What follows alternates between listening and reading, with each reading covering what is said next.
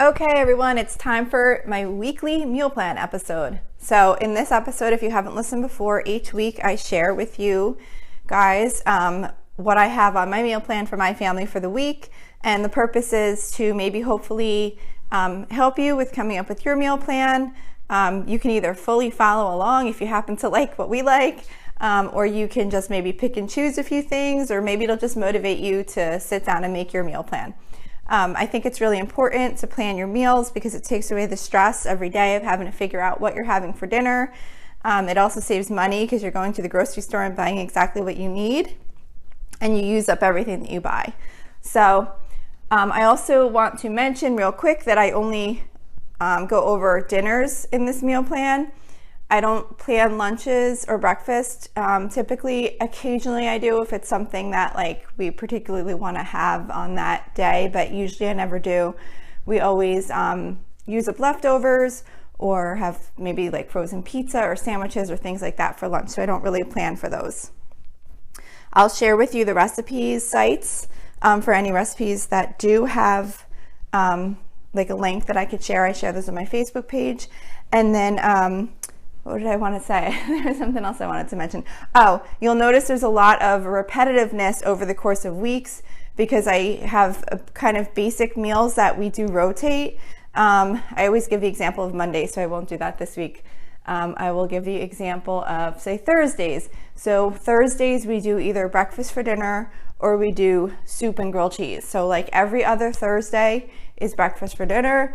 The opposite Thursdays are soup and grilled cheese. So like I rotate the soup, so it's not always the same soup, but anyway, it's a very simple meal plan. So it's made that way so that as soon as I have a meal, I say, okay, this one we have every 2 weeks, so I go 2 weeks ahead in my app that I use. It's called Meal Board. I'm not like, they're not a sponsor or anything, it's just an app that I've been using for a pretty long time, and it stores all your recipes and creates your shopping list and all that kind of stuff. But anyway, so I'll go 2 weeks ahead into the app, I'll put that meal on, and then that's done. So by the time I get to future weeks, often the meal plan is mostly all filled in because I've already populated it with those items that I know they're gonna be, we're gonna have them again at whatever that interval time is. Okay, so anyway, so let's get into the meal plan. So for this Saturday, this is kind of like an unusual item on my meal plan because we're actually gonna go camping this weekend, and I'm making like a camping meal, so it's not something I would normally make at home. It's something, but it is something you could make at home. It's just something that we typically always make when we go camping. So I'm just gonna share it with you real quick, just in case it might be something that you're interested in making. It's called Backwoods Chili Rice Skillet. And unfortunately, this one doesn't have a link to it. I must have just manually added this into my app at some point in time, but I can very, very quickly tell you how to make this. And it's just like a skillet. It's like a one dish meal with ground beef and taco seasoning and rice and stuff like that. So real quick, all that you do is you brown the ground beef and then you drain it. And then you just like 1 pound of ground beef, and then you add 4 cups of instant rice, 3 cups of water, 1 package of chili seasoning mix, 1 can of canned tomatoes, like diced tomatoes, 1 can of kidney beans, and then you bring it to a boil, simmer it for 5 minutes, and then you just sprinkle it with cheddar cheese, and that's it. It's really good. It's fun for camping, but I think it would be fun for something different at home too. So that's what I have on the plan for Saturday. Oh, don't even know if I mentioned again, this meal plan goes from Saturday to Friday. I shop on Thursdays. It gives me a 1-day cushion just in case I find that I couldn't get to the grocery store on Thursday. I still have my meals purchased through that following Friday. But I do try and plan it so that any like fresh things we're gonna use, we use up earlier in the week, and then more like frozen vegetables and things like that are later in the week. Okay, so anyway, on to Sunday. Sunday, we're doing chicken chimichangas with sour cream sauce. That is from allrecipes.com. I've mentioned before when I do make this recipe, I've never actually made the sour cream sauce. I'm sure it's good. I just, I like to do things quicker and simpler when I can, and I just do sour cream on the side. But so just as an FYI. So this recipe is just really easy. You just basically boil up some chicken with seasonings and you shred it. And then you use flour tortillas to make the chimichangas, and I actually cook them in the air fryer. I spray them with like cooking spray and then air fry them. They come out really good. I air fry them for, I think it's like 10 minutes on 360. You could obviously do it in the oven. You could actually fry them however you like them.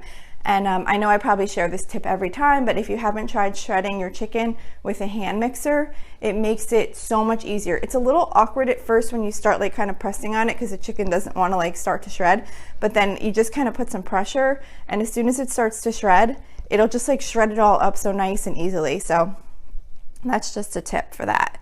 Okay, so that's Sunday. So Monday, we're doing ribeye steak and grilled chicken.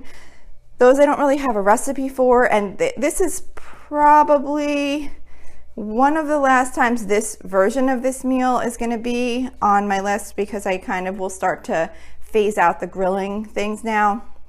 We might still have steak, but it would be like broiled, and I probably wouldn't do grilled chicken with it because then I'd have to do the chicken broiled separately. So I usually kind of start to mix things up a little bit now for the season.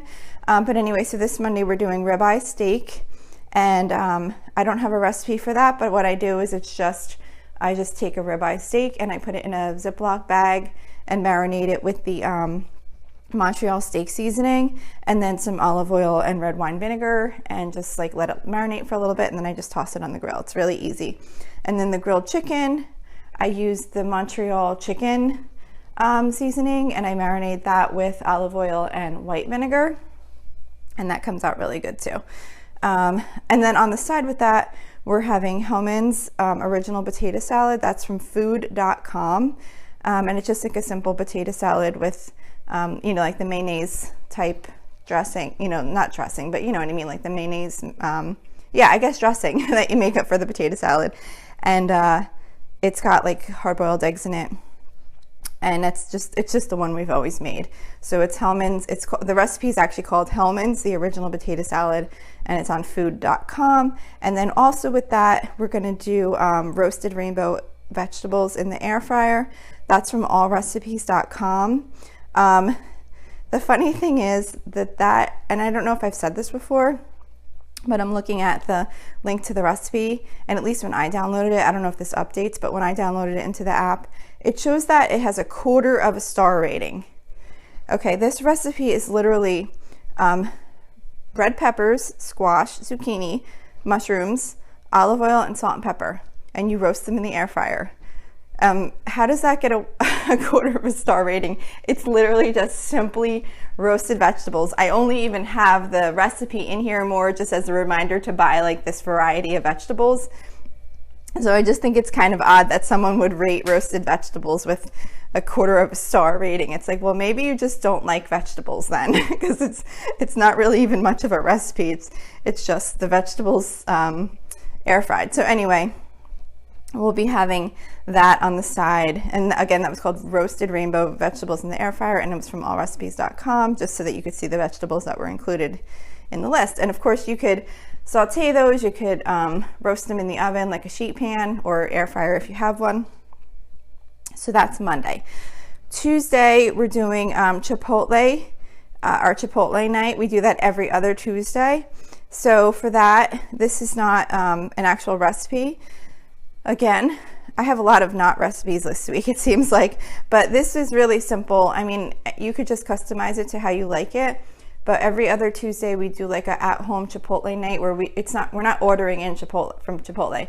But what I do is I make some broiled chicken breast. I take chicken breast, I cut it up into like small little bite-sized pieces, and I season it with like some olive oil and some seasoned salt and a little bit of chili powder, and then we broil it so that it gets like crispy, like where it's almost to the point where it's going to start to burn if it cooks too long. So it gets like a nice little crispy seasoned flavor.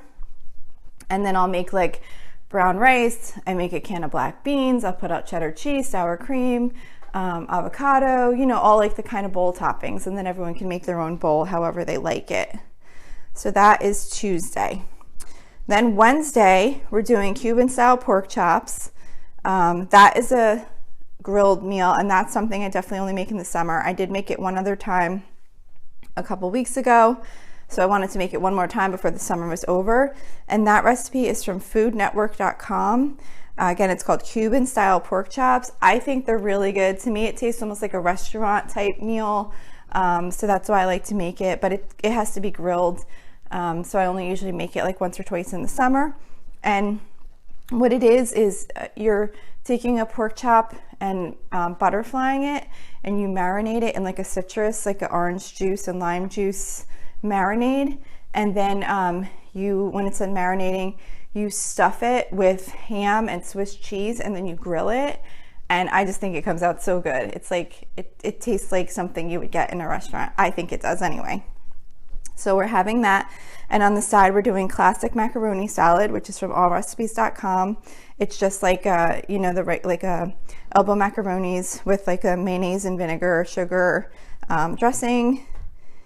And then we're also going to do air fryer roasted cauliflower and broccoli. The recipe is called air fryer roasted cauliflower and broccoli. It's from allrecipes.com. But I don't usually do cauliflower and broccoli. I usually just pick one or the other. I try and either rotate them, or if one's on sale, I'll grab that one. But I use the same method. And I mean, basically you're just putting some oil and seasonings on the cauliflower or broccoli, or both, and roasting them in the air fryer, or you could throw it in the oven, however you like to make it. So that is Wednesday. Thursday is breakfast for dinner.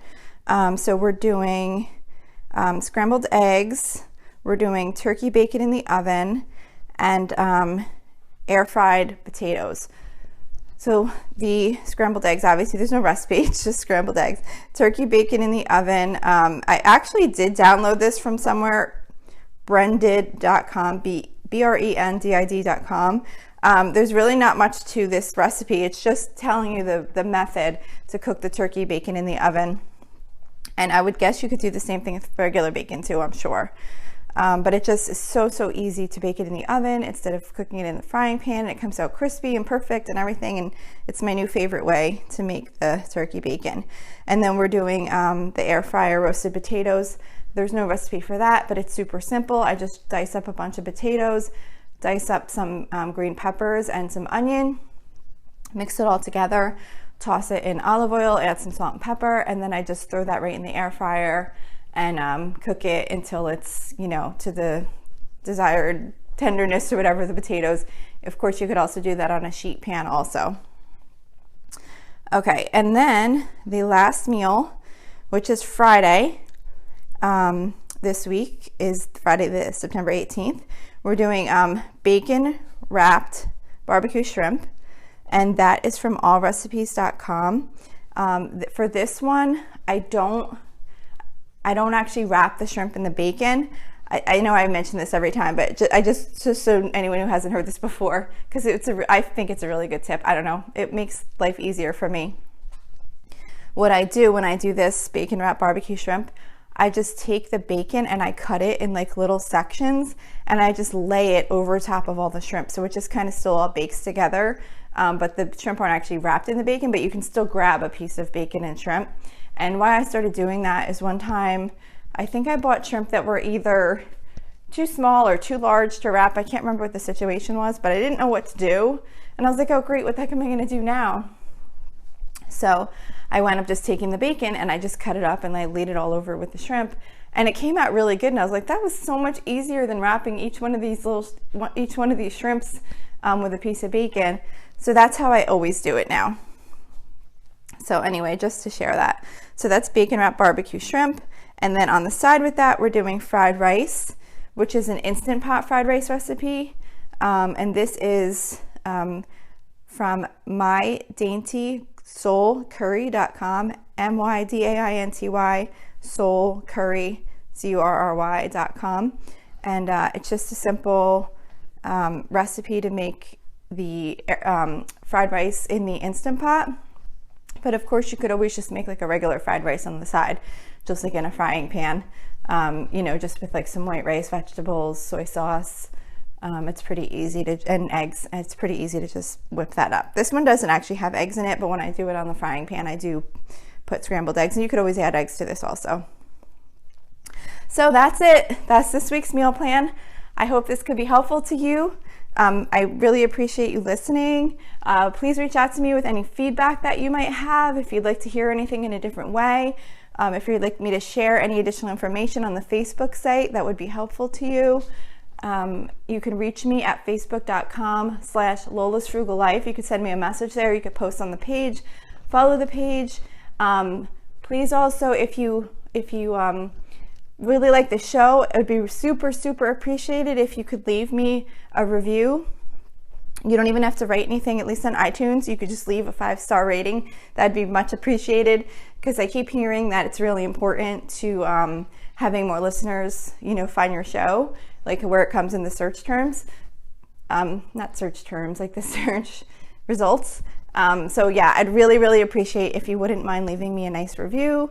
And then don't forget to subscribe so you can hear the future episodes. And that's it for today. So thank you so much for listening, and have a really awesome day.